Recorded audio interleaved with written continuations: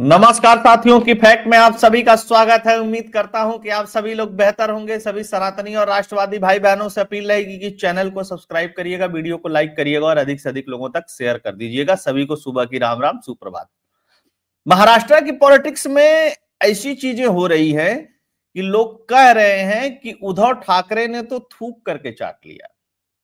मतलब राजनीति में सब कुछ जायज है, लेकिन जिस तरीके से 2.5 साल पहले उद्धव ठाकरे ने देवेंद्र फडणवीस और एकनाथ शिंदे को गालियां दी थी मंचों से, जो जो कस्में खाए थे, जो जो वादे किए थे अपने वोटरों से जिनसे वो वोट मांग रहे थे और अपने लोगों से, अपने कार्यकर्ताओं से, उन सारी चीजों को छोड़ दिए उद्धव ठाकरे।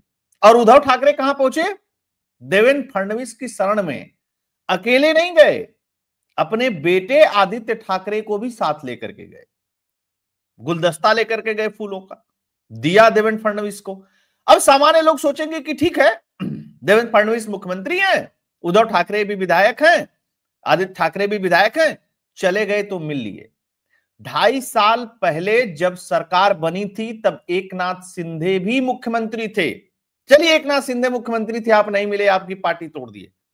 देवेंद्र फडणवीस जो थे तब उप मुख्यमंत्री थे, लेकिन राहुल नार्वेकर से भी मुलाकात की है उद्धव ठाकरे ने।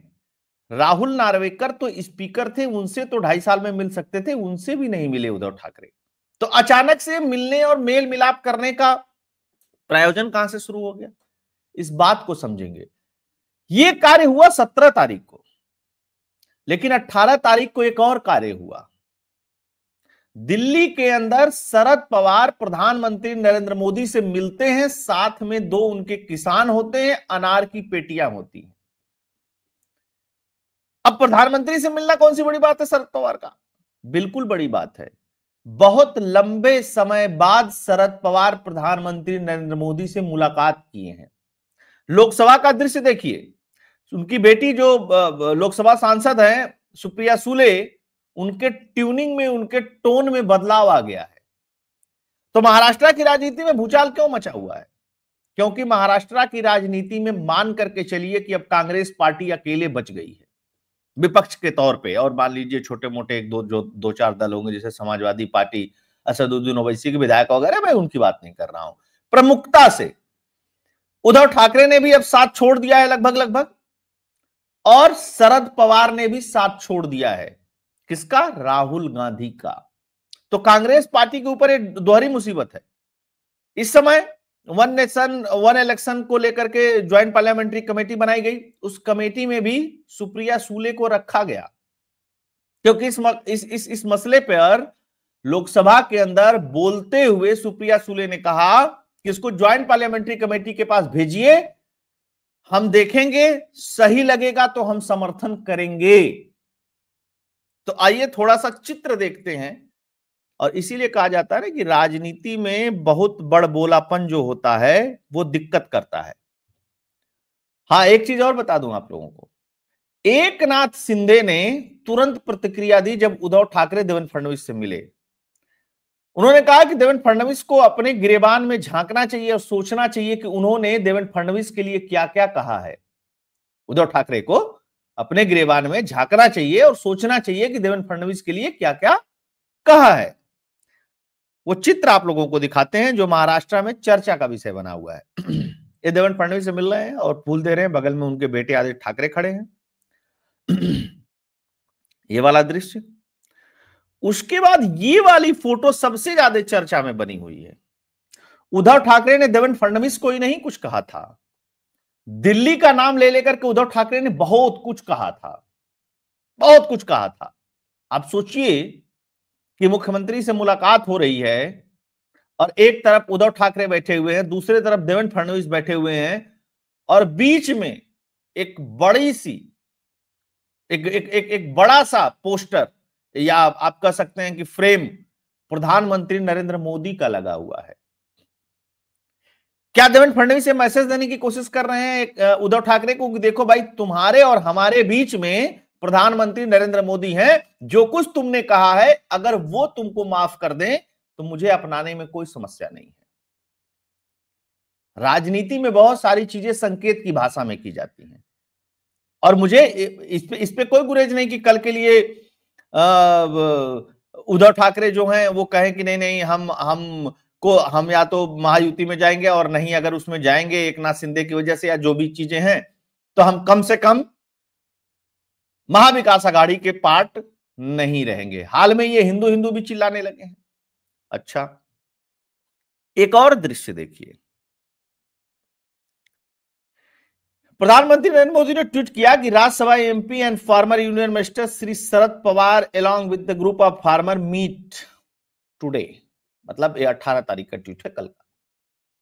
ठीक, वो अनार वनार दिखा रहे हैं तो लोग इस पे मजे भी ले रहे हैं कि लोग अनार लेकर के आए थे शरद पवार ने ना। मीडिया में क्या खबर आई? मीडिया में खबर आई कि 1998वें मराठी साहित्य सम्मेलन के लिए प्रधानमंत्री नरेंद्र मोदी को निमंत्रण देने आए थे शरद पवार। मीडिया ने पहले ये चलाया। शरद पवार से जब 1-1.5-2 घंटे बाद मीडिया ने बाइट लेने की कोशिश की तो शरद पवार ने क्या कहा? शरद पवार ने कहा कि मराठी साहित्य सम्मेलन को लेकर के कोई बातचीत नहीं हुई। तो बातचीत किस चीज के लिए हुई? यह अपने आप में एक अनोखा विषय है। लेकिन इस पर प्रतिक्रिया क्या दी? सबसे देवेंद्र फडणवीस ने क्या कहा? देवेंद्र फडणवीस ने तब कहा था कि हमारे पूर्व करके उन्होंने बात की थी और क्या कहा था कि वो जो कुछ बोल रहे हैं, जिस तरीके की चीजें कह रहे हैं, उन्हीं को मुबारक। ठीक, दूसरी बात, गद्दार वगैरह ये सब सारी चीजें उस समय ये कह रहे थे उद्धव ठाकरे। क्या मसला था कि 2.5 साल तक हमारी सरकार पर आरोप लगाते रहे। जान लीजिए देवेंद्र फडणवीस और उद्धव ठाकरे की मुलाकात में क्या बोले एक नाथ शिंदे। मैंने वो वीडियो आप लोगों को दिखाई दी। क्या कहा था कि हमारी सरकार गद्दार नहीं खुददार है, इसे कोई खतरा नहीं, डिप्टी सीएम देवेंद्र फडणवीस। तब ये दोनों बाप बेटे और इनका पोपट संजय राउत क्या कहता था कि यह सरकार गिर जाएगी, 15 दिन में गिर जाएगी, सुप्रीम कोर्ट में गिर जाएगी, हाई कोर्ट में गिर जाएगी, कल गिर जाएगी, इधर विधायक चले गए उधर विधायक चले गए, अयोग्य हो जाएंगे। दुनिया भर का अफवाह फैला रखा था इन्होंने, क्योंकि इनको विश्वास नहीं था कि ये मातोश्री में सोए थे और इनके 40-45 विधायक गायब हो गए और महाराष्ट्र में सरकार बदलने की बात आ गई। सुप्रीम कोर्ट ने भी इनसे कहा था कि अगर तुमको लगता था कि अनैतिक है तो तुमने मुख्यमंत्री पद से इस्तीफा क्यों दे दिया? अगर तुम मुख्यमंत्री पद से इस्तीफा नहीं देते, वहां पे दूसरा मुख्यमंत्री शपथ नहीं लिया होता तो हम कुछ कर सकते थे। तब लोगों ने कहा था कि ये सब कुछ शरद पवार का खेल था। शरद पवार खत्म करना चाहते थे बाला साहब की लेगेसी और बाला साहब के बेटे उद्धव ठाकरे को यह बात समझ में नहीं आई। खैर, ये उस समय का है, फरवरी 2023 की बात है। देवेंद्र फडणवीस से मिले उद्धव ठाकरे तो डिप्टी सीएम एक नाथ शिंदे बोले, मतलब खूब बोलचाल दोनों तरफ से चालू है। एक नाथ शिंदे की नाराजगी के बीच देवेंद्र फडणवीस से क्यों सालों बाद मिले उद्धव ठाकरे, चर्चाएं तेज। ये कटिंग्स देख लीजिए, फिर मैं आपको बताता हूं कि चल क्या रहा है। आदित्य ठाकरे ने क्या कहा?